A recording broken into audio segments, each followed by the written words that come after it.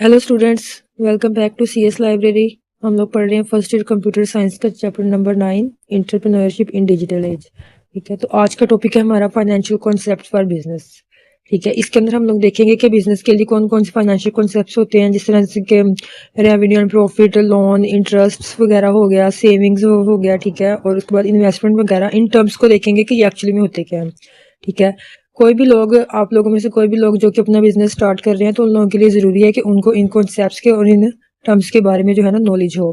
ठीक है, चाहे आप अपना स्मॉल बिजनेस स्टार्ट कर रहे हो या फिर आप लार्ज स्केल पे अपना बिजनेस स्टार्ट करने जा रहे हो, तो ये कॉन्सेप्ट आप सबके लिए बहुत इंपॉर्टेंट है। सबसे पहले हमारे पास रेवेन्यू एंड प्रॉफिट। ठीक है, कुछ लोग जो है ना रेवेन्यू और प्रॉफिट को समझते हैं कि ये एक सेम चीज़ है, ये एक सेम ही चीज़ है, एक सेम ही कॉन्सेप्ट है, लेकिन इनमें थोड़ा डिफरेंस है। तो आज हम लोग ये भी देखेंगे कि इन दोनों में क्या डिफरेंस है। सबसे पहले देखते हैं revenue. Revenue is the total amount of money a business earns from selling goods और सर्विसेज। रेवेन्यू क्या होती है? टोटल अमाउंट ऑफ मनी जो कि आप अपनी सेल्स को आपको अपनी सेल्स से मिलती है, या फिर अगर आप अपनी सर्विसेज वगैरह दे रहे हो किसी से, उससे जो आपको टोटल अमाउंट ऑफ मनी मिलती है ना, उसको बोलते हैं रेवेन्यू। ठीक है, इस बात का अब क्या मतलब है? फॉर एग्जाम्पल, अगर आपने कोई एक बिजनेस स्टार्ट किया, ठीक है, आपने उसमें 1 लाख रुपया इन्वेस्ट किया। ठीक है, टोटल कॉस्ट आपकी ना जो आई ना, वो थी 1 लाख रुपया। ठीक है, लेकिन at the end of the month जब आपने हिसाब लगाया, तो आपको टोटल बच रहे थे, टोटल जो आपको रेवेन्यू मिल रहा था वो था 1,50,000। ठीक है, अब ये जो 1,50,000 है ना, इसको हम लोग बोलेंगे रेवेन्यू। अब इसमें से हम लोग ये नहीं करेंगे कि 1 लाख को निकाल देंगे और 50,000 को रेवेन्यू बोलेंगे। रेवेन्यू होता है कि इसके अंदर हमारी जितनी कॉस्ट आई है, यूटिलिटीज, बिल, रेंट वगैरह सब कुछ डालकर, सब कुछ करने के बाद जो हमें अर्न मिला है ना, जो हमें अर्न हुआ है, उसको हम लोग बोलते हैं रेवेन्यू। ठीक है, यहाँ पे एक एग्जाम्पल है, if a shop in Lahore sells 100 school bag at ₹500 each, the revenue would be. ठीक है, हम लोग एक लाहौर के अंदर एक फॉर एग्जाम्पल एक शॉप है, उन लोगों ने 100 स्कूल बैग्स को ना सेल किया, और हर एक बैग की जो कॉस्ट थी ना वो थी 500। ठीक है, तो अब हम लोगों ने यहाँ पे देखना है कि उसका टोटल रेवेन्यू कितना होगा। उसका टोटल रेवेन्यू हम लोग किस तरह से काउंट करेंगे? 100 को मल्टीप्लाई कर देंगे 500 से, तो हमारे पास क्या आ जाएगा? रेवेन्यू 50,000 आ जाएगा। ठीक है, तो हम लोग क्या बोलेंगे कि उस लाहौर में वो जो शॉप है, उनका टोटल रेवेन्यू है 50,000। ठीक है, ये तो हो गया रेवेन्यू। रेवेन्यू जो होता था कि टोटल कॉस्ट जो हमें मिल रही है ना, टोटल जो हम लोगों ने अर्न किया पूरे एक महीने के अंदर, उसको हम लोग बोलते हैं रेवेन्यू। एक महीने में या मंथ में या साल में, जिस हिसाब से आप लोग काउंट करो उसको। जबकि प्रॉफिट क्या होता है? Profit on the other hand is the money left after subtracting all the cost of running the business like rent, salaries and the cost of goods. अब प्रॉफिट ये होता है कि अगर आपने 1 लाख रुपए के साथ बिजनेस अपना स्टार्ट किया था ना, तो आपको बाद में क्या बच रहा था? 1,50,000 रुपए बच रहे थे।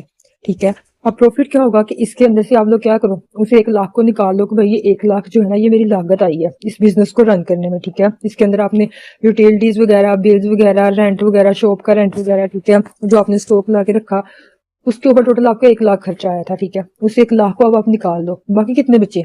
50,000। उस 50,000 को हम लोग बोलेंगे कि ये हमारा प्रॉफिट है। ठीक है, जबकि रेवेन्यू क्या होता था? रेवेन्यू हम लोगों ने बोला था कि 1,50,000 ही हमारा रेवेन्यू है। तो मतलब इसके अंदर हमारी सारी कॉस्ट वगैरह डाल के, प्रॉफिट वगैरह सब कुछ डाल के, जितने भी टोटल पैसे हमें मिले थे ना, उसको हम लोग रेवेन्यू बोलते थे, जितना प्रॉफिट हमें टोटल आया था। जबकि प्रॉफिट क्या होता है कि उसमें से हम लोगों ने अपनी कॉस्ट वगैरह को निकाल देना, इन्वेस्टमेंट को निकाल देना, बिल्स वगैरह जो खर्चा आया, एक्सपेंसेस वगैरह, उसको निकाल देना है। ठीक है, बाकी जो बच जाएगा ना, उसको हम लोग प्रॉफिट बोलते हैं। तो ये डिफरेंट होता है रेवेन्यू और प्रॉफिट में। ठीक है, यहाँ पे एक प्रॉफिट की भी एग्जांपल दी गई है, if the total cost for the shop is ₹13,000 the profit would be. ये ऊपर वाली एग्जांपल है कि अगर हम उस स्कूल बैग वाली शॉप ने अगर 50,000 उनके पास रेवेन्यू आया था, तो अब हम लोगों ने देखना है कि उनके पास प्रॉफिट कितना है। तो प्रॉफिट को हम लोग किस तरह से देखेंगे कि उन लोगों ने जो खर्चा किया, उन लोगों के जो एक्सपेंसेस आए थे उस शॉप पर, वो थे 30,000। अब हम लोग क्या करेंगे, उसमें से 50,000 में से 30,000 को माइनस कर देंगे, बाकी हमारे पास बच जाएगा 20,000। वो क्या होगा? हमारा प्रॉफिट। कि ये अब हमें बचा है सरप्लस वैल्यू, जो हमें अब हमारे लिए है सिर्फ, उसको हम लोग बोलते हैं प्रॉफिट। यानी कि इसके अंदर से हम लोगों ने अपने एक्सपेंसेस वगैरह निकाल दिए हैं, जितने भी एक्सपेंसेस आए उस बिजनेस को ऑपरेट करने के लिए। ठीक है, तो ये होता है प्रॉफिट और रेवेन्यू। उसके बाद एक्सपेंसेस एंड बजटिंग। ठीक है, expenses are the cost that a business incur while operating. Expenses वो होते हैं कि एक बिजनेस को ऑपरेट करने के लिए हमें जितना भी खर्चा आता है, जितनी भी कॉस्ट आती है, उसको हम लोग बोलते हैं एक्सपेंसिव।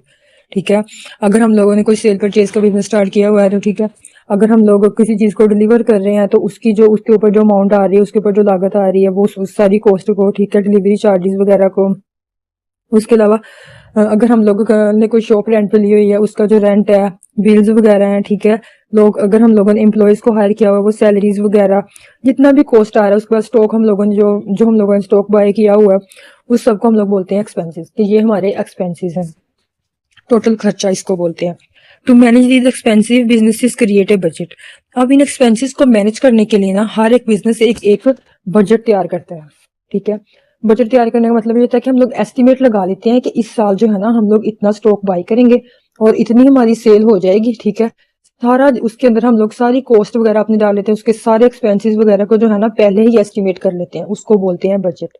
मतलब अब जिस तरह से अभी न्यू ईयर स्टार्ट हुआ है ना, तो अभी न्यू ईयर पे बहुत सारे लोगों ने ना इस साल के लिए बजट तैयार किया होगा कि इस साल टोटल हमारा इतना हम लोग स्टॉक परचेज करेंगे, ये हमारे एक्सपेंसेस हो सकते हैं, बिल्स वगैरह, रेंट वगैरह, सब कुछ वो निकाल कर ना एक एस्टिमेट बना लेंगे, एक एस्टिमेटेड प्लान बना लेंगे, जिसको बोलते हैं बजट, ठीक है।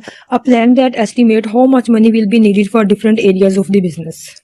यहाँ पे इन लोगों ने एक एग्जाम्पल दिया है, bakery in Rawalpindi might have the following monthly budget, ठीक है। रेंट था उनके पास 2 लाख, इंग्रेडिएंट्स उन लोगों ने देखा कि हम लोग बाई करेंगे 1.5 लाख, सैलरीज कितनी हो जाएंगी टोटल 2.5 लाख, ठीक है।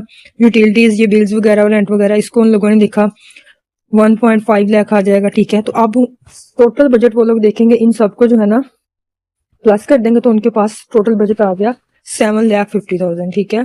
तो इसको बोलते हैं बजट। बजट ये होता है कि आप अपने बिजनेस का एस्टिमेट लगा लेते हो कि आपको टोटल कितनी कॉस्ट आ जाएगी इस बिजनेस पर इस साल में या इस मंथ में, ठीक है। By comparing the budget to the actual expenses the bakery can see if they are over spending और सेविंग मनी, ठीक है। बजट के अगर आप लोग एक एस्टिमेटेड बजट तैयार कर लेते हो ना, तो इससे आपको ये फायदा हो जाता है कि आपको पता चल जाता है कि आपका बिजनेस सेविंग्स की तरफ जा रहा है, प्रॉफिट की तरफ जा रहा है या लॉस की तरफ जा रहा है, ठीक है। इसको बोलते हैं एक्सपेंसेस एंड बजटिंग। एक्सपेंसेस होते हैं आपकी टोटल कॉस्ट, आपका टोटल खर्चा जो कि आपके बिजनेस पर आएगा। बजटिंग होता है एक एक्सपेंसेस प्लान, एक्सपेंसेस का प्लान होता है एस्टिमेटेड, ठीक है। उसके बाद प्रॉफिट और रेवेन्यू हम लोगों ने देखा। रेवेन्यू होता था टोटल कॉस्ट जो हमें मिलती थी अपने बिजनेस से, ठीक है। और प्रॉफिट होता था कि आपने अपनी बिजनेस के ऊपर जो एक्सपेंसेस वगैरह आए, कॉस्ट आई, उसको माइनस करने के बाद जो आपके पास बचता था उसको आप बोलते थे प्रॉफिट, ठीक है। आज का लेक्चर अगर आपको अच्छा लगा हो तो हमारे चैनल को लाइक, शेयर और सब्सक्राइब जरूर करें। Keep learning, keep growing. Thank you.